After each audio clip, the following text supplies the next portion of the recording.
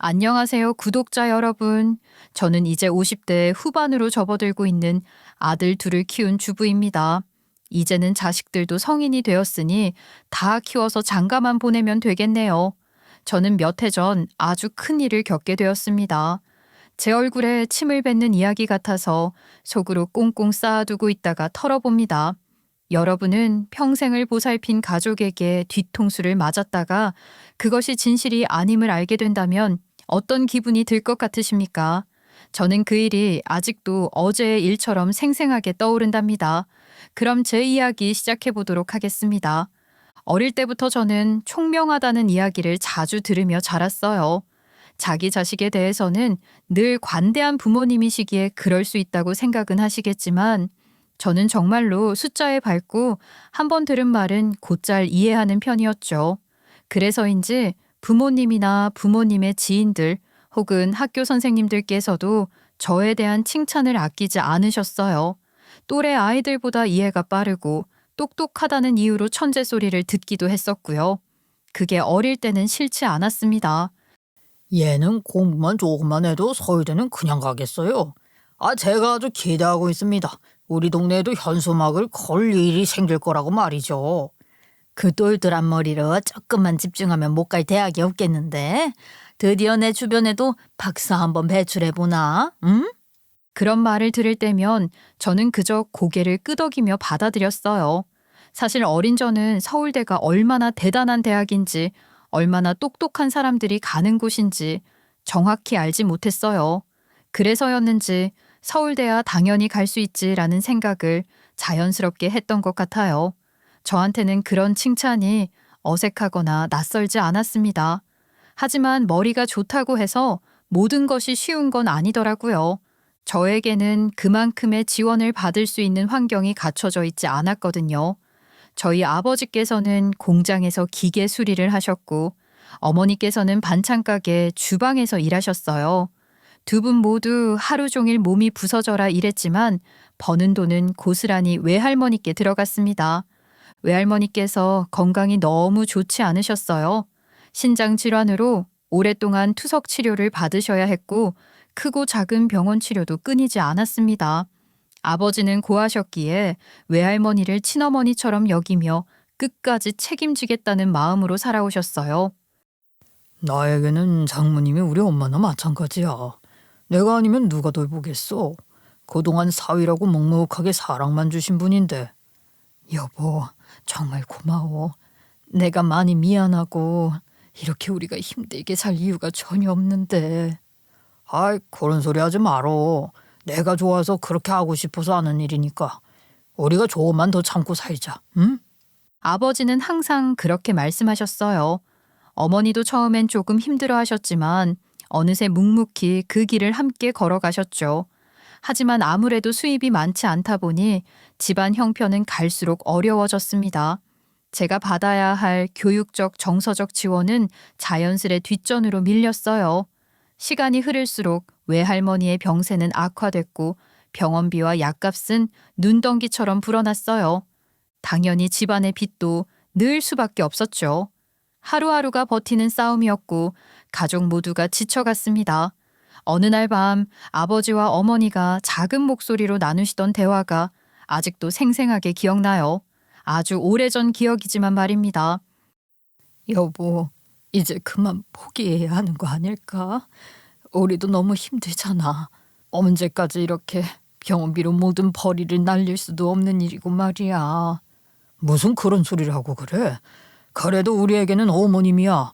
우리가 아니면 누가 지켜드리겠어. 그렇게 두 분은 끝까지 포기하지 않으셨어요. 결국 외할머니는 제가 중학생일 때 병원에 입원하시고 그 뒤로는 내내 병상에 누워 계셨어요. 말도 거의 하지 못하시고 눈빛으로만 반응하시던 외할머니를 3년 넘게 곁에서 지켜봤습니다. 그 3년은 가족 모두에게 너무도 긴 시간이었어요. 아버지와 어머니는 계속 일터를 지켜야 했기에 외할머니를 돌보는 일은 자연스레 저의 몫이 되곤 했습니다. 고등학생이었던 저는 학교를 다니면서도 외할머니의 병상에 앉아 약을 챙겨드리고 똥오줌도 받아내며 시간을 보냈어요. 할머니, 약 드실 시간이에요. 또 그냥 오줌 누셨어요? 말을 하라니까 화장실 보내준다고. 입술이 바짝 마른 외할머니께 약을 들이밀면서 저는 애써 웃음을 지었지만 속으로는 많이 울었어요. 정말 하고 싶지 않은 일이었고 그 나이에 감당하기엔 벅찼던 시간이었죠. 어느 누가 할머니의 똥오줌을 치우고 싶겠어요. 나이도 어린데 나가서 놀고 싶다는 생각이 더 바짝 들 나이잖아요.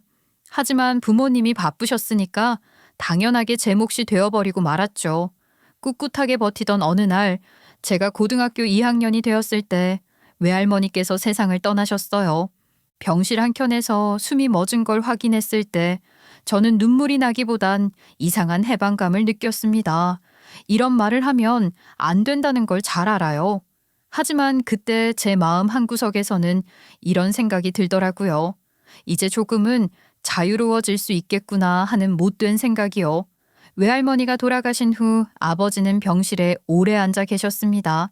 그 모습이 어쩌면 우리 엄마가 슬퍼하는 것보다 더 쓸쓸하게 보였던 것 같기도 해요. 우리 아버지 고아로 태어나 외할머니께만 의지를 하고 정말 부모님처럼 생각하고 따랐었으니까요. 그만큼 상실감도 크셨겠죠. 정말 가셨네, 장모님. 고생 많으셨어요. 우리 가족 모두 다 고생이 많았지. 다 같이 노력을 한 덕분에 우리 엄마도 좋은 곳으로 가셨을 거야. 그래, 참 긴 시간 동안 서로에게 의지하면서 잘 버텨낸 것 같다. 우리 딸도 너무 고생 많았지. 너 아니었으면 엄마도 못 버텼을 거야. 고마워, 우리 딸. 그 말을 들으면서도 저는 그저 고개만 끄덕였어요. 마음속에는 수많은 감정이 뒤섞여 있었지만 어디부터 어떻게 표현해야 할지 몰랐거든요. 그저 고요하게 그렇게 모든 시간을 흘려보냈던 것 같아요. 할머니의 죽음은 슬펐지만 또 그 한켠에서 해방감을 느낀다는 것이 죄송스럽게 느껴지기도 했거든요. 저는 사실 외할머니께 따뜻한 사랑을 받아본 기억이 별로 없습니다. 사실 기억조차도 희미해요. 외할머니께서 병환을 앓기 시작하신 게 제가 초등학교 들어간 이후부터였고 그보다 더 어릴 적 기억은 거의 나지 않기 때문입니다. 사람들은 저를 보고 어릴 때부터 외할머니 품에서 자라서 복이 많다는 이야기를 종종 했지만 제게는 그런 기억이 없었어요. 병원 침대에 누워 계신 모습만 선명했죠. 외할머니께서 돌아가신 후 모든 것이 끝났다고 생각했습니다. 긴 시간 동안 가족 모두가 지쳐 있었거든요. 하지만 그 끝은 곧 또 다른 시작이었습니다. 외할머니의 병원비가 고스란히 빚으로 남아 있었고 부모님은 더 바쁘게 일을 하셔야 했어요. 새벽부터 나가 밤늦게 들어오시기를 반복하시며 병원비와 생활비를 감당하셔야 했죠. 저는 학원에 보내달라는 말조차 꺼낼 수 없었습니다. 나도 영어 학원 다니고 싶어요 라는 말이 목 끝까지 올라오다가도 부모님의 일하시는 모습을 보면서 삼켜야 했죠. 제 형편을 너무도 잘 알고 있었기 때문에 그 말을 꺼낸다는 것 자체가 부모님께 부담이 될까 두려웠어요. 대신 학교 수업만으로 공부를 따라가야 했고 사교육을 받는 친구들의 진도를 뒤쫓으려 문제집을 풀며 밤을 지새웠습니다. 사실 그렇게 따라가는 게 너무 힘들었습니다. 아무리 열심히 해도 그 친구들을 따라잡을 수 없더라고요. 속상했죠. 내가 머리가 나빠서 그런가? 하고 자책하기도 했습니다. 하지만 어느 순간 알게 됐어요. 이건 돈의 차이라고요. 저보다 성적이 낮았던 친구들이 일명 쪽집게라는 유명 강사에게 과외를 받고 나더니 성적이 눈에 띄게 오르는 걸 보며 마음이 복잡해졌습니다. 나도 고3 한 해만 그런 선생님께 수업을 들을 수 있다면 얼마나 좋을까 하는 생각을 수도 없이 했지만 부모님의 형편을 알고 있었기에 꺼내볼 엄두조차 내지 못했어요. 그러다 보니 성적은 중간쯤에서 맴돌게 됐고 자연히 지원할 수 있는 대학도 한정되었습니다. 그때 설상가상으로 아버지께서 일터에서 크게 다치셨어요. 기계를 고치시다가 허리를 심하게 다치셨고 급하게 수술을 받으셔야 했습니다. 수술을 앞으로 여러 번 더 받으셔야 할 수도 있습니다. 지금은 협착증이 심해서 일단 1차 수술밖에 진행을 하지 못했어요. 그러면 앞으로 병원비가 더 많이 나온다는 이야기시죠? 수술을 최소 몇 번이나 더 해야 할까요? 그건 정확하게 장담드릴 수 없지만 1차 수술 이후에 조금 호전이 되면 3차 수술까지 지켜봐야 될 것 같습니다. 호전이 되어야지만 3차 수술이라고요? 앞으로 2번을 더 해야 한다는 말씀이시죠? 아이고, 이를 어쩌면 좋아. 어머니의 떨리는 목소리를 듣고 저도 입술을 깨물 수밖에 없었습니다. 반찬 가게에서 하루 4시간에서 5시간 일하시는 어머니가 그 돈으로 빚도 갚고 아버지 수술비에 생활비까지 감당해야 하는 상황이 되었어요. 정말이지 한숨이 절로 나오는 하루하루였어요. 결국 저는 대학에 합격하고도 등록금을 포기할 수밖에 없었습니다. 대학에 다니는 게 사치처럼 느껴졌고 그렇게 저는 20살이 되자마자 바로 일을 시작했죠. 엄마, 나 알바라도 시작할게. 지금 상황에선 학교보다 돈 버는 게 먼저 같아. 우리 딸, 엄마가 정말 미안해. 화를 내서라도 대학에 가라고 말을 하고 싶은데 형편이 형편이다 보니까 그런 말이 입 밖으로 안 나오네. 아이, 내가 무슨 철없는 공주님도 아니고. 엄마, 나도 눈치라는 게 있어. 엄마가 대학에 가라고 했어도 안 갔을 거야, 나. 정말 미안하다, 딸. 엄마가 나중에 이 죄값을 어떻게 치러야 할지도 모르겠고. 아유, 무슨 죄야, 죄는. 됐어. 제가 그렇게 말하자 어머니는 말없이 고개를 끄덕이셨어요. 한동안 아무 말씀 없이 제 손을 꼭 쥐고 계셨던 그 시간이 아직도 기억납니다. 그런 상황이 너무 싫었지만 어느 순간 그 삶에 순응하게 되더라고요. 어쩔 수 없다는 걸 받아들여야 했어요. 그렇게 저는 어머니를 도와 반찬 가게 일도 했고 가끔은 다른 아르바이트도 했습니다. 한편 아버지께서는 허리 수술을 총 3번이나 받으셔야 했고 수술 후유증으로 걷는 것조차 어려워지셔서 일을 하실 수 없는 상태가 되셨죠. 앞으로는 일상생활에 복귀가 어려울 수 있습니다. 꾸준히 재활하셔야 합니다. 의사 선생님의 말에 아버지는 입술을 굳게 다무셨고 저희 가족은 또 다른 현실을 마주해야 했습니다. 그때 저희 가족은 고단하고 어두웠지만 이상하게도 저는 부모님을 원망하지 않았습니다. 누구보다 성실하게 사셨고 저희 가족을 지키기 위해 모든 걸 희생하셨거든요. 그래서 더 열심히 일했어요. 내가 더 버티고 더 노력하면 이 상황을 조금이라도 나아지게 만들 수 있지 않을까 싶었습니다. 물론 마음 한구석엔 대학이라는 기회를 놓쳤다는 아쉬움이 남아 있었어요. 인생에서 불행은 한 번에 몰려오는 법이라지만 그 시절 제게 닥친 시련은 유난히 길고 깊었어요. 그러나 저는 그 모든 어려움을 성실함으로 이겨내려 노력했습니다. 그렇지 않으면 평생 가난에서 벗어날 수 없을 것 같았기 때문이었죠. 일을 하며 조금이라도 더 나은 조건을 찾아 이직을 반복했고 28살이 되었을 때 드디어 한 식품 회사에 입사하게 되었어요. 그곳은 단무지, 오이지 등을 가공하는 공장이었는데 회장님께서 시장통에서 반찬을 만들어 파는 것으로 시작한 정직한 회사였습니다. 입사 1년 차 제 밑으로 후임이 들어오게 되었어요. 처음에는 너무 어리버리해서 걱정이 많았습니다. 이 친구 일머리가 전혀 없네. 내가 하는 일에 방해만 되지 않았으면 좋겠는데. 제가 잘 따라가겠습니다. 믿고 맡겨만 주세요. 생각은 못 믿었다고 말을 했지만 그래도 제 후임인데 별 수 있나요? 하나하나 차근차근 일을 가르쳐 주었습니다. 다행히 후임은 점점 일머리를 익혀갔고 회사의 실정도 하나하나 깨닫게 되었죠. 생각보다 일머리는 조금 있는 편이더라고요. 선배님 덕분에 많이 배웠어요. 정말 감사합니다. 그렇게 말하는 후임을 보며 처음에는 의심도 했습니다. 아마 그 의심을 했던 사람은 저 혼자만이 아니었을걸요? 낙하산이 아니고서야 어쩜 저렇게 일에 대해 하나도 모르는 사람이 들어올 수 있지? 그러게 진짜 알고 보니까 막 회장님 아들이고 그런 거 아니야? 처음에는 뒤에서 험담도 조금 했습니다. 아무리 사회생활이 처음일 수 있다고는 하지만 그 나이 먹도록 정말 사무실에서 일 한 번 안 해봤다는 게 이상하지 않겠어요? 못 믿어온 얼굴을 하고 하나하나 붙잡고 알려주고 하니까 그래도 나중에는 일을 척척 해내더라고요.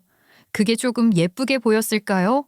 함께 일하는 시간이 많아지면서 우리는 서로에게 끌리기 시작했고 선임과 후임이 아닌 연인 사이가 되었습니다. 의외의 전개죠? 원래 싸우다가 정드는 법이라고 하잖아요. 연인이 막 되었을 때까지도 저는 몰랐습니다. 제 남편이 진짜 낙하산이었고 무려 회장님의 장남이라는 사실을 말이죠. 연애를 시작한 지 1년이 지났을 때 저희 사이에서도 자연스럽게 결혼 이야기가 오가기 시작했습니다. 32살이 되어 시댁에 인사를 드리러 갔는데 그 자리에서 저는 깜짝 놀랐습니다. 남편은 자취를 하고 있었고 부모님은 늘 바쁘시다며 신경도 안 쓰던 사람이었기 때문에 전혀 예상조차 하지 못했습니다. 정말로 남편이 회장님의 장남이라는 사실을 말입니다. 아니, 회장님, 어떻게 회장님이... 그러면 정말로 이 사람이 낙하산이었던 거예요? 낙하산? 그렇지, 낙하산이지. 우리 아들 일머리를 완벽하게 고쳐주었다며 제 짝을 만난 게지. 미리 언질이라도 있었으면 좋았을 텐데 제가 너무 준비 없이 인사를 드리러 온 것 같습니다. 내가 아무 소리 하지 말라고 했어. 괜히 서로 어색하기만 하지 않겠나. 그래도 일을 잘하는 며느리가 들어와서 마음은 좋네. 앞으로도 그렇게 일을 잘 해보도록 해. 회장님은 편견 없이 저를 봐주셨고 저는 은근히 인정을 받았다는 생각을 하게 됐습니다.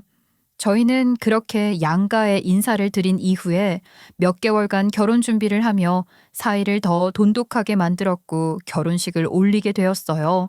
저희 아버지 오래 서 있거나 걷는 게 무리인 몸을 하셨음에도 불구하고 식장에 꼭 제 손을 잡고 걷고 싶다고 하셔서 천천히 버진로드에서 신부 입장을 했는데 그게 저한테는 너무나도 감동적이고 인상적인 일이기도 했습니다. 저는 시집을 간 이후로 이전보다 더 열심히 회사 일을 하게 되었어요. 남편과 같은 회사에 다니고 있었기 때문에 어쩌면 더 책임감을 느꼈는지도 몰라요. 물론 그 공은 전부 남편에게 돌아갔죠. 제 이름은 드러나지도 않았고요. 하지만 저는 승진을 바라지 않았습니다. 시댁에서는 하루빨리 아이를 갖기를 원하셨고 저도 그 기대에 부응하고 싶었거든요. 무엇보다도 시댁에서 저희 집에 큰 도움을 주셨기 때문에 저는 감사한 마음으로 가정을 먼저 챙겨야겠다고 마음먹었어요.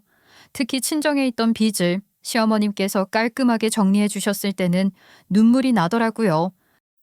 어머님, 그걸 다 갚아주시면 제가 어떻게 해야 할지. 저 정말 몸둘 바를 모르겠어요. 정말 감사합니다. 그래, 감사한 마음만 가지고 있으면 돼. 이건 사돈어른 고생 덜 시키려고 하는 거니까 부담 갖지 마. 넌 우리 며느리니까 가족끼리 서로 돕고 살아야 하지 않겠니? 시어머님께서 그렇게 말씀하셨을 때 저는 정말 감사해서 그날 밤 혼자 울기도 했어요. 그 덕분에 엄마가 더는 고생하지 않으셔도 되는 상황이 되었고 저는 그만큼 시댁에 헌신해야 한다는 책임감이 생겼죠. 그 당시엔 결혼 생활이 행복했습니다. 2년에서 3년 정도는 걱정 하나 없이 예쁨을 받으면서 살았던 것 같아요.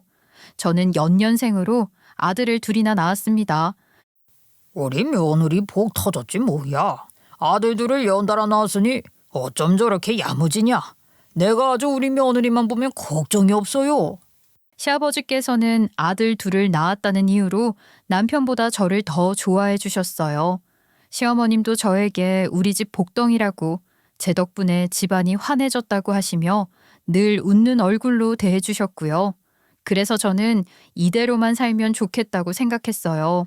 아이들도 예쁘고 남편도 나름 회사에서 인정받는 분위기였으니까요. 그런데 그건 제 착각이었어요. 남편은 회사 일에 늘 저에게 의지했어요. 중요한 보고서나 전략회의 아이디어 같은 것도 항상 저랑 상의하고 제 의견을 반영했죠. 그러다 제 아이디어가 실제로 성과를 내고 결과가 좋게 나왔을 때 남편은 역시 내 아내야 라고 칭찬은 하되 뭔가 미묘한 말을 덧붙이곤 했어요. 당신 말이야. 고졸인데 머리는 참 이상해. 공부를 좀 더 했으면 어지간한 애들 다 눌렀겠다. 못 배운 거 치고는 아이디어가 기가 막히다니까. 그 말 처음엔 장난인 줄 알았어요. 하지만 그런 말이 자꾸 반복되니까 마음이 조금씩 상하더라고요. 학벌이라는 건 어쩔 수 없는 현실이기도 했지만 그걸 그렇게 계속 들먹이는 건 조금 서운했어요. 그래도 저는 결과가 좋았고 그게 결국 우리 가족에게 이득이 된다고 생각했기 때문에 제 공을 인정받지 못해도 만족하려고 노력했죠. 하지만 도련님 두 분이 차례로 결혼을 하면서 분위기가 조금씩 달라졌습니다. 두 동서가 들어오게 됐는데 두 분 모두 학벌이 정말 좋았거든요. 하나는 서울대, 하나는 유학파였어요. 동서들은 하나같이 대학을 잘 나왔네. 다들 학창시절에 공부 열심히 했나 보다. 그러게. 유학파의 서울대 기죽어. 당신도 들었지? 진짜 대단하지 않아? 고졸인 당신도 우리 회사에서 이 정도 성과 냈으니까 재수 씨들은 뭐 더 잘하겠지. 아, 당신은 왜 자꾸 내 학벌을 이야기해? 그것도 동서들이랑 비교까지 하면서 나를 깎아내리는 것 같은 기분이 들지? 아이, 웬 자격지심이야. 내가 또 언제 깎아내렸다고 그래. 야, 재수 씨들 학벌이 좋으니까 그 얘기를 한 거지. 고졸인 당신도 해내는 걸 유학파에 서울대가 못하겠냐고 말을 한 게 비교야. 당신 배배 꼬였네. 아, 왜 그래? 당신이야말로 나를 그냥 기죽이고 싶은 거 아니냐고. 시어머니 앞에서 싸우고 싶은 마음은 없었는데 남편이 버럭하면서 말을 하니까 저도 발끈하게 되더라고요. 비교는 남편이 먼저 했는데 은근히 화살을 저에게 돌리는 것 같은 기분이 들었거든요. 제가 뿔이 난 얼굴로 남편을 째려보고 있는데 시어머니께서 불쑥 끼어드시는 겁니다. 그래도 확실히 능력이 있는 사람들이 들어와야 우리 집 명맥이 끊기지 않지. 요즘 같은 세상에 며느리들도 기본은 돼야 해. 서울대에 유학파라고 하니까 뭐든 해내겠지. 그 말을 듣는데 마음 한구석이 싸해졌어요. 내가 이 집에 헌신했던 건 아무 의미도 없는 건가 싶은 마음이 들었습니다.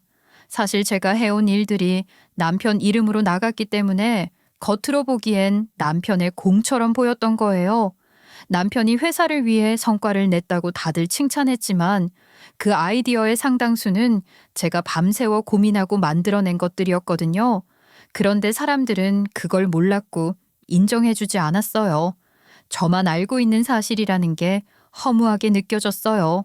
저는 남편이 잘 되는 게 결국 나와 아이들을 위한 일이라고 믿었기 때문에 그저 묵묵히 돕고 있었던 건데요. 왜 나는 계속 뒤에 있어야 하지? 왜 나의 노력은 남편의 공으로만 남아야 하지? 그런 생각들이 조금씩 마음을 갉아먹기 시작했어요. 거기다가 늘 능력 있는 며느리라고 저를 칭찬해 주셨던 시어머니께서도 은근히 학벌 좋은 동서들에게 더 호감을 주시는 것 같으니까 서운할 수밖에 없더라고요. 남편 말에 동의를 하신 것이나 다름없었잖아요. 저는 육아에 전념하기 위해 회사를 그만둔 상태였고 남편이 가져오는 일들만 도와주는 처지였어요. 시댁에서 무슨 행사가 있거나 시어머니께서 심부름을 부탁하시면 가장 먼저 움직였죠. 제가 집에서 육아를 한답시고 시간을 보내고 있다는 것을 시댁 식구들이 제일 잘 알았으니까 허들의 일은 전부 제 몫이었거든요. 물론 저도 그런 행사에 불려가는 것을 허들의 일이라고만 생각했던 것은 아니었지만요.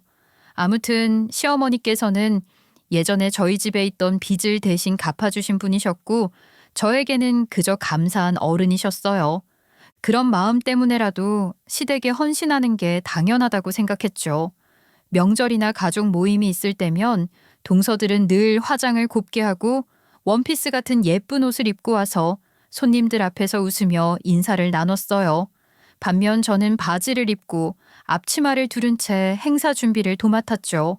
케이터링을 예약하거나 손님들 음식 세팅을 하고 설거지나 차량 운전까지도 제가 도맡았어요.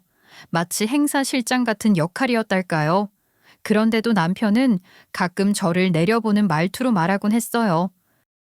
너 원래 이런 역할이 더 잘 어울려. 뭐 네가 회사 일하면 누가 집안일 하겠냐. 당신한테는 일이 딱이야. 무슨 말을 그렇게 해? 나도 사회생활하고 싶다는 생각 가끔 해. 나가서 돈도 벌고 하면 좋지. 내가 당신 일도 많이 도와주잖아. 여보, 그 입 조심해. 어디 가서 내일 돕는다고 하지 말라고. 어쨌든지 간에 회사 일인데 밖으로 새어나가서 좋을 거 있어? 그냥 당신을 돕고 있다고 말을 하는 것뿐인데 그게 무슨 문제가 돼? 나도 이 집 식구고 경영에 충분히 참여할 수 있는.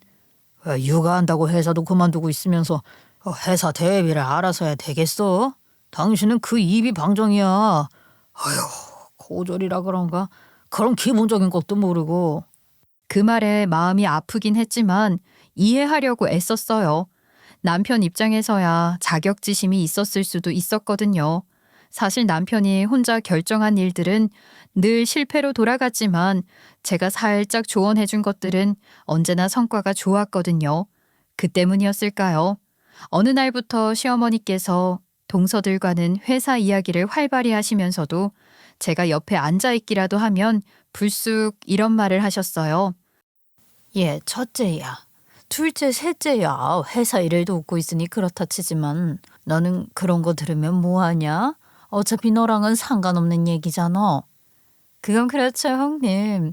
저희 이거 중요한 대회비라 저희끼리만 이야기하는 게 좋을 것 같아요. 형님은 회사 업무 전혀 모르시잖아요. 아니, 제가 어디 가서 이야기를 할 것도 아니고. 그리고 나도 회사에서 일을 했었는데 알면 안 될 이유가 있어? 지금은 회사 일 안 하시잖아요. 이거 퍼지면 안 되는 이야기라. 형님은 고졸이셔서 계약 조항 같은 걸 잘 모르실 수도 있겠다. 혹시 계약직으로 일하셨던 건 아니에요? 그 말을 들은 순간 마음이 철렁 내려앉았어요. 지들끼리 은근히 비웃음을 걸고 이야기를 하는데 내가 이 집에서 저렇게까지 무시받을 위치였나 싶은 생각이 들었죠. 그렇게 저는 시댁에서 회사 이야기, 가족의 중심적인 이야기에서는 점점 배제되기 시작했어요. 남편도 그 분위기를 바꿔주지 않았어요. 오히려 더 못 박듯 말했죠. 내가 말했잖아. 너는 회사보단 집안일에 어울리는 사람이라고.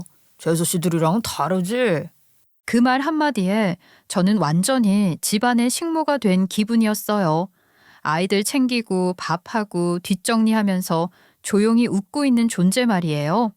그렇게 10년 넘는 시간을 시댁에서 보냈고 모두가 저를 점점 잊어갔어요. 가족들 사이에서 투명인간이 된 듯한 기분이었지만 그것마저도 서운하게 여기진 않았어요.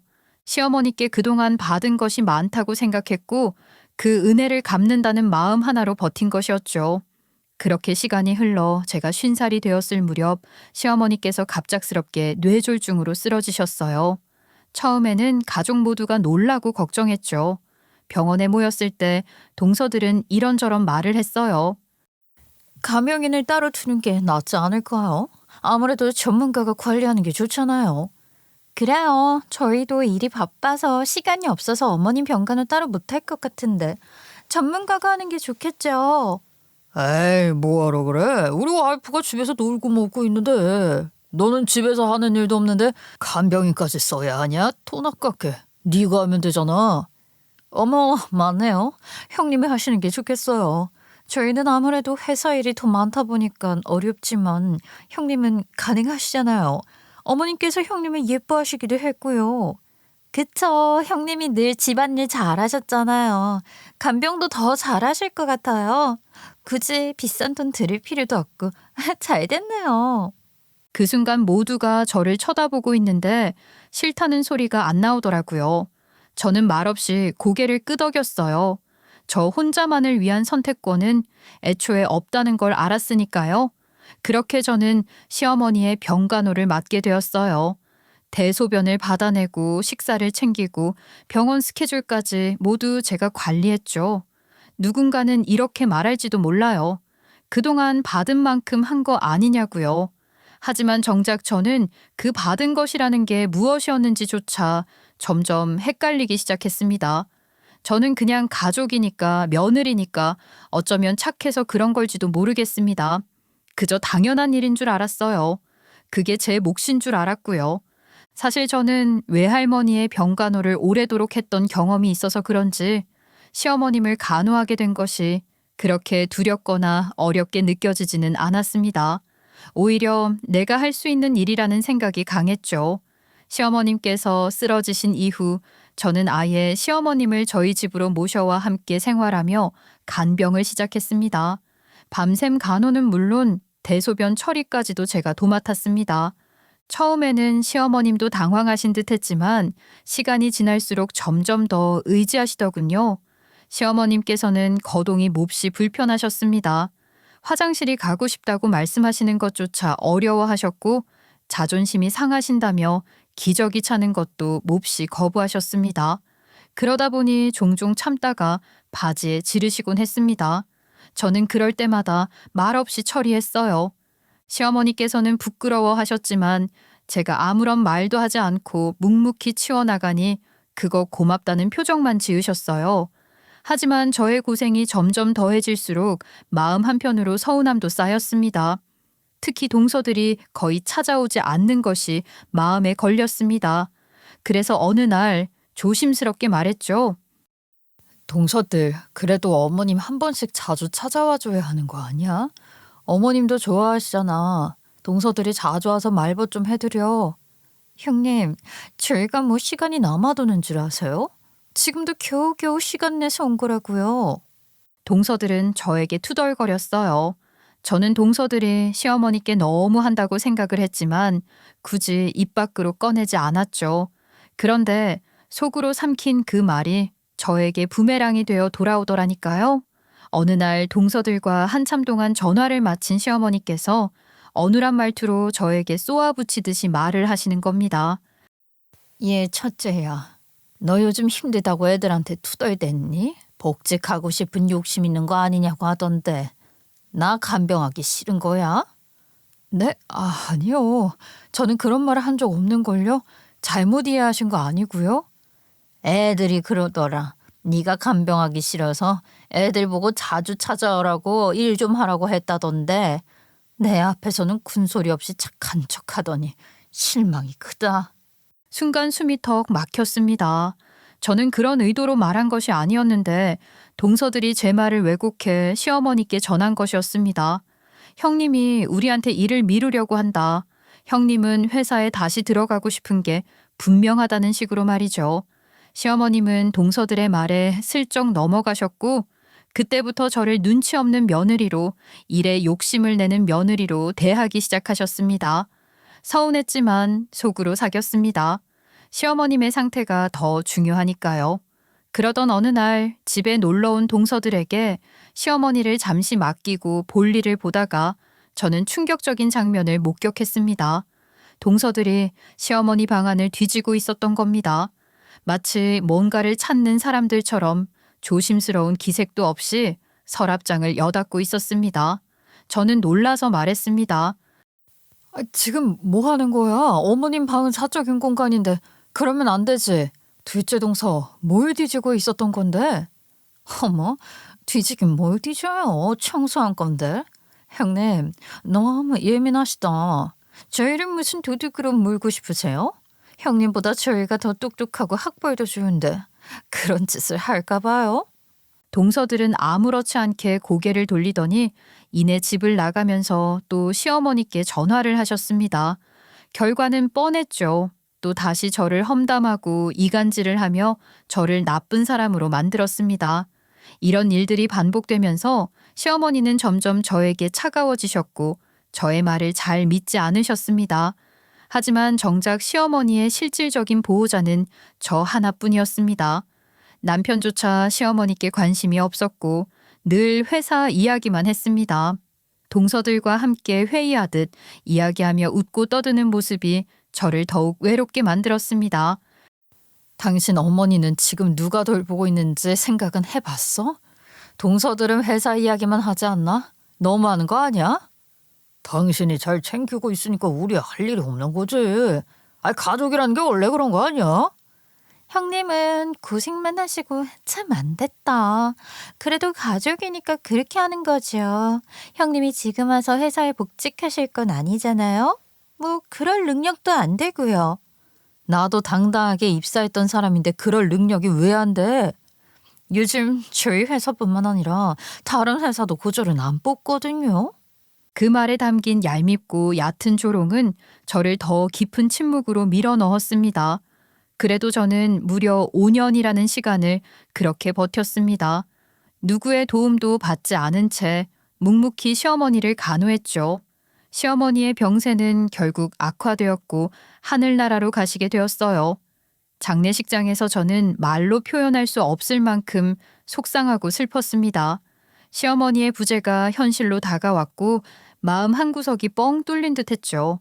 오랜 세월 간호를 하며 함께 지낸 기억들이 머릿속을 떠나지 않았거든요. 그런데 그런 제 슬픔을 아는지 모르는지 남편과 동서들은 장례식장에서조차 회사 이야기를 하고 있었습니다. 저는 그냥 가만히 묵묵히 영정사진 앞을 지키고 있었는데 순간 남편이 벌컥 화를 내며 소리를 치는 게 아니겠습니까? 너희 지금 나 빼놓고 작당무이 하는 거야? 너희들이 감히 나한테 이런 짓을 해도 돼?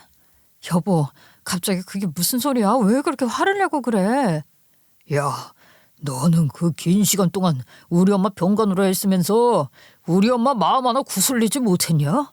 아이씨, 내가 여우랑 결혼을 했어야 했는데 곰탱이 같은 것이랑 결혼을 해서는 갑자기 장례식장에서 무슨 얘기를 하는 거냐고. 아, 왜 그러는데? 그 순간 동서들이 저에게 서류를 하나 내밀었어요. 뭔가 하고 봤더니 우리 시어머니의 인감도장이 찍혀있는 서류였는데 회사를 서방님과 동서들에게 배분한다는 내용이 적혀 있더라고요. 그 서류에 저랑 남편 이름만 쏙 빠져 있었습니다. 이게 뭐야?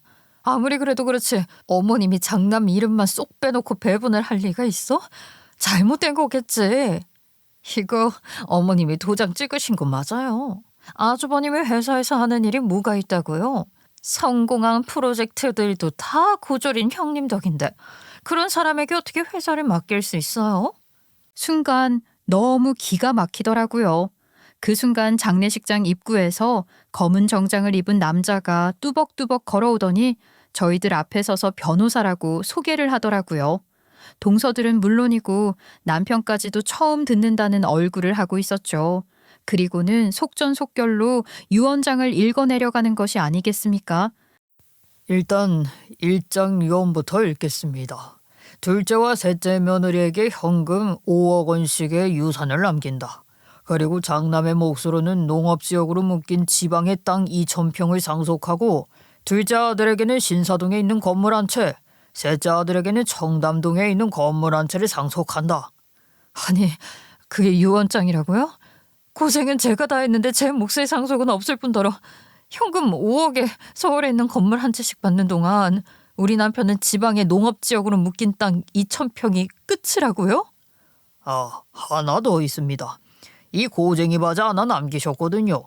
변호사가 다 낡아빠진 고쟁이 바지 하나를 저에게 들이밀자 동서들은 킥킥거리면서 웃기 시작했어요. 저는 얼굴이 벌겋게 달아오르는 것 같았습니다.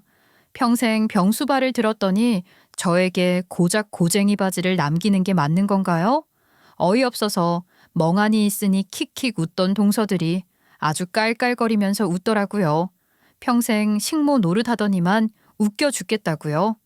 저는 그 바지를 받아들고 억울한 마음에 멍하니 서 있었습니다. 그런데 이상하게도 바지가 묵직하더군요. 순간 주머니에 뭐가 들어있는 건가 하는 생각이 들어 조심스럽게 바지 주머니를 뒤져보았습니다. 그러자 낯선 네모난 파우치가 하나 손에 잡히는 것이 아니겠어요. 이게 뭔가 싶어서 지퍼를 열어보았더니 그 안에는 인감도장 하나와 USB가 들어있는 게 아니겠습니까? 제가 멍하니 그걸 들여다보고 있으니 옆에 있던 변호사님께서 조용히 말씀하셨습니다.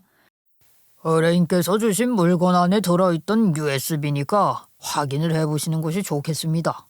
변호사님의 눈빛이 그 어느 때보다 진지하고 비장했습니다. 저도 그 표정을 보는 순간 직감적으로 느껴지는 게 있었습니다. 뭔가 내가 모르는 일이 있었구나. 분명히 중요한 무언가가 이 안에 들어있다는 확신이 들었어요. 뭔가 폭풍전야 같은 느낌이 들었달까요? 변호사님은 가방을 열어 노트북을 꺼내더니 무릎 위에 놓고는 조심스럽게 USB를 연결하셨습니다.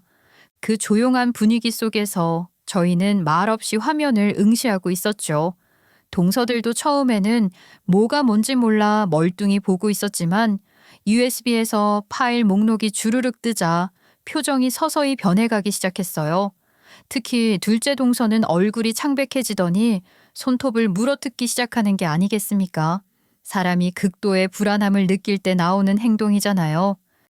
형님, 이런 건 장례식 끝나고 나중에 확인해도 되는 부분 아니에요? 지금 꼭 봐야 하는 이유가 있어요? 저는 보고 싶지 않은데요. 그러니까요. 아니, 이렇게 경건하게 장례식장을 진행하고 있는데 뭐가 튀어나올 줄 알고 나중에 봐요. 둘째, 셋째 동서가 말리듯 말했지만 그 말투와 태도에서 확신이 들었습니다. 이 사람들 뭔가 숨기고 있었구나 하는 강력한 직감 같은 건 말이에요. 아니, 나는 어머님이 남기신 거니까 지금 확인하는 게 좋을 것 같은데 동서들 왜 말리는 건데? 뭐 찔리는 거라도 있어? 아니 뭐 저희가 그런 게 어디 있겠어요. 그럼 확인해보세요. 제가 단호하게 말하자 변호사님께서 USB 안의 영상 파일 하나를 클릭하셨습니다. 화면에는 생각지도 못했던 시어머니의 모습이 나타났습니다. 돌아가시 전 얼굴의 기운이 아주 조금 남아있던 시어머니께서 휴대폰을 들어 직접 영상을 찍고 계시는 게 아니겠습니까? 팔이 부들부들 떨리기라도 하는 건지 화면이 조금 흔들리더라고요. 당시 시어머니는 하반신 마비로 거의 침대에 누워만 계셨고 스스로 움직이기도 힘드셨던 상태였습니다. 그런 분이 어떻게 이렇게 영상을 남기셨는지 놀라울 따름이었습니다. 화면 속에서 시어머니는 약간 힘든 숨을 몰아쉬며 또렷한 목소리로 말씀하셨습니다. 이 영상은 내가 정신이 멀쩡할 때 녹화하는 거다. 둘째, 셋째가 날 협박해서 큰며느리한테는 현금 재산을 넘기지 못하게 됐다. 그래서 이걸 변호사에게 보내려고 한다. 증거로 채택이 안 될 수도 있다고 들었지만 그래도 남겨야겠다. 영상 속 시어머니의 눈엔 슬픔과 억울함이 가득 담겨 있었습니다. 그 얼굴이 너무나도 억울해 보여서 저까지 꼭 눈물이 날 것 같은 기분이었어요. 나는 내 재산을 둘째나 셋째에게 넘기고 싶지 않다. 이 사람들은 내 병수발은 외면하면서 재산만 노리고 있다. 특히 둘째 며느리는 내 인감도장을 몰래 가져가 대출을 받아 아파트를 샀고 나한테는 말도 안 하고 또 회사 지분을 넘기라고 강요까지 했다. 저는 숨을 삼키며 화면을 바라봤습니다. 어떻게 그런 짓을 할 수 있단 말입니까? 제가 둘째, 셋째 동서를 바라보니 그들은 오히려 딴청을 부리고 있더라고요. 본인들이 억울한 누명을 쓴 것이라면 화를 내도 모자랄 판의 딴청이라니 시어머니의 말에 힘을 실어주는 행동이었어요. 첫째 며느리가 아니었으면 나는 징작에 죽었을 거다. 나를 먹이고 씻기고 밤새 간호해주고 대소변도 다 처리해줬어. 그 애 아니었으면 정말 나는 살아있지도 못했을 거야. 고맙고 미안하다. 그 말을 듣는 순간 눈물이 쏟아졌습니다. 시어머니는 생전에 제게 고맙다는 말을 자주 하지 않으셨거든요. 그래서 사실 저 혼자서 그 시간이 아무 의미 없었던 건 아닐까 싶어 밤마다 후회도 하고 슬퍼하기도 했었어요. 그런데 이렇게 영상으로 진심을 남겨주셨다는 것에 저는 무너질 수밖에 없었습니다. 동서들은 말이 없었죠. 특히 둘째 동서는 아예 얼굴이 새하얘지더니 고개도 들지 못하는 게 아니겠어요? 아니, 그걸 왜 찍으신 거야? 어머, 그럴 힘이 어디 있었다고. 사람 곤란하게 정말. 동서들이 사람이야? 어머님은 다 알고 계셨네. 그동안 무슨 일이 있었는지. 너희들이 추악한 짓을 저질렀다는 것을 다 알고 계셨어. 이 영상과 녹음 파일은 정식 절차를 거쳐 법적 효력을 검토할 수 있습니다. 고인의 의사를 담은 중요한 증거가 될 수 있습니다. 동서들은 아무 말도 하지 못했습니다. 저는 무겁지만 당당한 마음으로 고개를 들었습니다. 억울했던 시간들, 누구에게도 털어놓지 못했던 지난 세월이 드디어 빛을 보게 되는 순간이었죠. 제 표정이 결연하게 바뀌는 것을 보고 변호사님께서 조용히 말씀하셨어요. 이 바지 주머니 안에 있던 인감도장과 USB는 고인께서 생전에 직접 준비하신 것 같습니다. 그리고 이 안에 담긴 내용은 꼭 첫째 며느님께 전달해달라고 하셨습니다. 저는 순간 멍해졌어요. 바지를 건네받은 것도 황당했는데 그 안에서 인감도장과 USB가 나왔고 심지어 파우치 안에는 낯선 열쇠까지 들어있었으니까요. 그 열쇠가 무엇을 숨기고 있는 건지 모르겠지만 뭔가 굉장히 중요한 것이 있다는 생각이 들었습니다. 이 열쇠는 어떤 건가요? 열쇠는 조사해본 결과 은행의 개인금고 열쇠였습니다. 가족들도 존재조차 몰랐던 고인 명의의 비밀금고였지요. 비밀금고요? 아니, 어머님한테 그런 게 있었다고요? 그 열쇠로 금고를 열어보니 회사 법인 인감, 토지 소유권 원본, 주식증권 원장 등이 보관되어 있었습니다. 고인께서는 이 모든 서류를 생전의 첫째 며느님 단독 명의로 넘기도록 위임하셨습니다. 이는 법적으로도 문제가 없습니다. 그 말을 들은 순간 방 안은 무겁게 가라앉았어요. 동서들과 남편들은 얼음처럼 굳어졌고 아무도 쉽게 말을 잇지 못했어요. 분명히 공개가 된 유언장에서는 둘째, 셋째들에게 모든 것을 주겠노라 말을 하셨는데 갑자기 숨겨진 유언장에는 저에게 모든 것을 넘기겠다고 써져 있다고 하니 어느 장단에 맞춰야 할지 모르겠더라고요. 그러면 시어머니가 저에게 모든 걸 넘기신 건 사실이고 그동안 동서들이 주장하던 유언장은 가짜였던 건가요? 가짜는 아닙니다. 다만 고인께서는 불합리한 상황에서 그 유언장을 작성하셨기 때문에 법적 효력은 인정받기 어렵습니다. 그러니까 처음 공개된 유언장을 작성하셨을 당시 고인은 협박을 당했던 것으로 보여집니다. 여기 계신 다른 며느님께 말입니다. 그 순간 저는 모든 퍼즐이 맞춰지는 느낌이 들었어요. 동서들이 왜 그렇게 장례식 내내 불안한 눈빛을 하고 있었는지, 왜 제게 바지를 억지로 넘기려 했는지 이제야 이해가 갔습니다. 시어머니는 유언장 하나만으로는 자신을 지키기 어렵다는 걸 알고 계셨던 거예요. 그래서 물리적 증거들을 모두 따로 준비하셨고 믿을 수 있는 변호사를 통해 그것들을 보관하게 하셨던 것이었죠. 변호사님의 말을 듣자 동서들은 표정이 완전히 달라졌어요. 처음엔 억울한 듯 버티던 얼굴이 점점 일그러지고 결국 셋째는 고개를 푹 숙인 채 말했어요. 진짜 정말 다 망해버렸어. 어머님께서 거동이 불편하시니까 당연히 변호사를 찾아가지 못할 거라고 했잖아요, 둘째 형님. 나라고 어머님이 영상 증거까지 남겨가면서 유언을 수정할 거라고 생각했겠어? 어머님이 이렇게 철저하실 줄 몰랐지. 그래서 정말 그 전부를 다 형님한테 주신다고요? 그냥 좀 나눠서 가지면 될 일 아닌가요? 아니 이렇게까지 몰빵으로 한 사람이 다 가져가야 하나요? 지금 그게 동서들이 나한테 할 말이야? 어머님께 무슨 짓을 했는지 기억은 나지 않고? 어떻게 뻔뻔하게 나눠 갖자고 말을 할 수가 있어? 그 말에 동서들은 아무런 말도 하지 못하더라고요.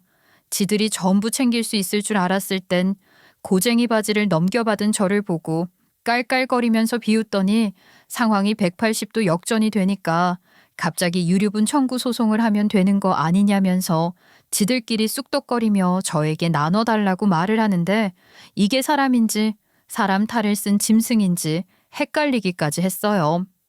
형님이 병관으로 좀 했다고 재산을 그것도 회사까지 전부 차지하는 건 좀 아니죠. 어머니께서 살아계실 때 그렇게 해드렸으면 됐을 일을 왜 돌아가시고 나서야 불합리하다고 말을 해? 어머님을 어떻게 협박해서 도장을 찍게 만들었는지 모르겠지만 그런 짓을 하고도 재산을 나눠달라고 말을 하는 건 양심이 없는 거지. 여기 한 가지 덧붙이자면 협박을 당한 상태에서 유언장을 작성하신 것도 그렇지만 인감도장을 찾지 못하자 도장 가게에서 새로 판 도장을 인감인 척 속였다는 것도 밝혀졌습니다. 저는 말문이 턱 막히더라고요. 그런 짓을 해서까지 욕심을 내야 하는 재산이었냐고 물으신다면 저는 아니라고 말을 하고 싶습니다. 사실 돈이라는 것은 있으면 있을수록 좋은 거라고 하지만 저는 사람의 양심까지 속여가면서 그런 짓을 하고 싶지는 않았어요. 결국 변호사가 모든 것을 밝히자 똥줄이 탄 건지 동서들은 태세를 전환해서 갑자기 모든 사실을 고백하기에 이르렀습니다. 형님, 그래요. 저희가 잘못했어요. 솔직히 말씀드리면 욕심이 났던 건 사실인데 어머님 말씀대로 형님 댁에서 다 가져가시고 저희는 현금 재산만 조금 챙겨가면 서로 윈윈 아닐까요? 제 눈치를 살피며 그렇게 말을 하더라고요. 참으로 괘씸했죠. 어머님 전 재산을 통째로 꿀꺽하려다 들통이 나자 이제 와서는 말을 슬쩍 바꿔 현금 재산만이라도 달라니요. 그 태도가 너무 뻔뻔해서 저는 가만히 있을 수 없었어요. 변호사님, 지금 동서들이 한 짓들 다 범죄 아닌가요? 맞습니다. 인감도장 위조는 형법상 명백한 범죄이고 협박에 의해 유언장을 작성하게 한 것도 중대한 위법 행위입니다. 지금 바로 조치를 취하면 증거 확보도 수월합니다. 그럼요. 지금 바로 주식 대다수와 건물 소유권, 브랜드 등록권, 특허권까지 어머님 말씀대로 제 명의로 전부 정리해 주세요. 절차 신속하게 부탁드립니다. 예, 영상유언장이 법적으로도 효력이 인정되기 때문에 바로 가능합니다. 변호사님의 말에 저는 확신을 가졌고 반대로 동서들의 얼굴은 점점 썩어 들어갔습니다. 자신들의 이름으로 슬쩍 옮겨놨던 재산들이 제 말 한마디에 동결될 상황이 되자 결국엔 이성을 잃고 발악을 하기 시작했죠. 감히 자기네들의 몫을 빼어줄 생각도 하지 않고 전부 다 꿀꺽하려고 하냐면서요. 고졸인 주제에 유학파인 자기보다 잘랑에 뭐가 있냐고 발악을 하는데 무섭더라니까요. 이렇게 돈이라는 게 사람을 변하게 만드는 것인가 봅니다. 저는 황당해서 웃음도 나오지 않았어요. 왕따라니요? 그 말은 오히려 제가 하고 싶은 말이었습니다. 동서들은 제가 꿈쩍도 하지 않자 저에게 애걸복걸 하더라고요. 제가 일선에서 물러난 지 오래 아니냐고, 이제는 젊은 피인 본인들에게 맡겨주심이 어떻겠냐고 살살 구슬리며 애원을 하는데 동서들이랑 저랑 나이 차이가 많이 나는 것도 아니고 무슨 젊은 피를 운운하고 있는 건지 모르겠더라고요. 저는 묵묵하게 대꾸 한 번을 하지 않았습니다. 형님, 이러다가 저희 정말 아무것도 못 받고 빈털털이 된다고요. 형님한테는 넘치는 재산이잖아요. 저희랑 나눌 수 있잖아요. 그래서 내가 일선에서 물러섰으면 어머님을 협박해가면서 재산을 갈취해도 된다는 말이야? 나는 어머님 재산이 탐나서 이런 게 아니야. 단지 어머님과 내 사이를 이간질하고 어머님을 마치 무력한 존재처럼 몰아세우는 너희들의 행태가 너무나 괘씸했을 뿐이지. 그래서 절대 그냥 넘어가지 않을 거야. 그렇게 저는 변호사와 함께 빠르게 절차를 진행했습니다. 첫째 동서와 둘째 동서, 그리고 그들의 남편들까지 전부 인감도장 위조 및 협박 혐의로 경찰 조사를 받게 되었습니다.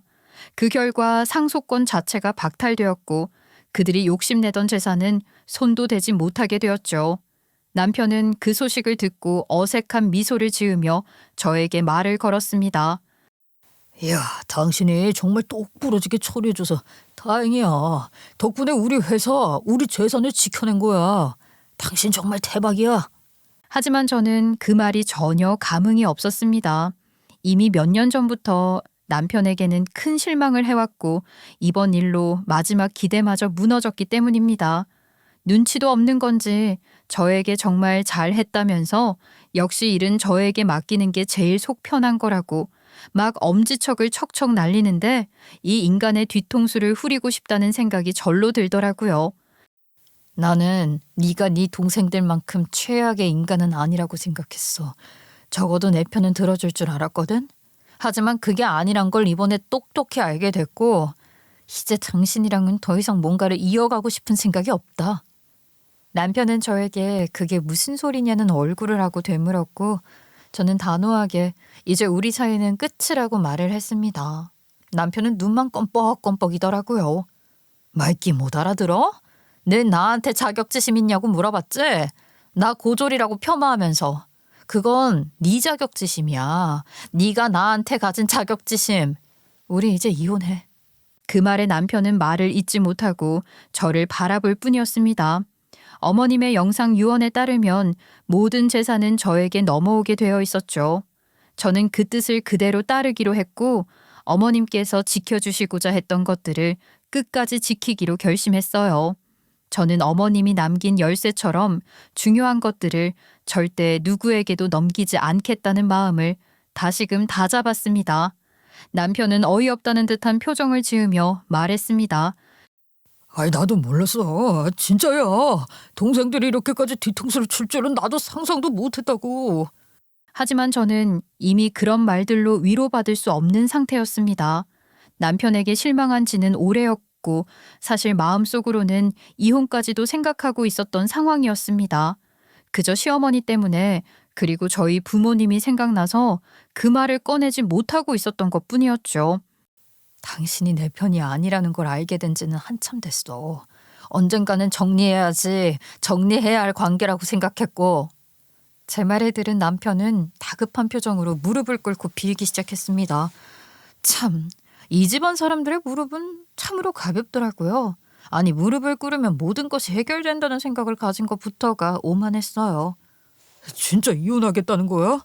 아이, 우리 엄마 회사 당신이 혼자 다 가지겠다는 거냐고. 그 말을 듣는 순간 저는 마음이 싸늘해졌습니다. 결국 이 사람에게는 끝까지 돈이었던 거구나 싶었습니다.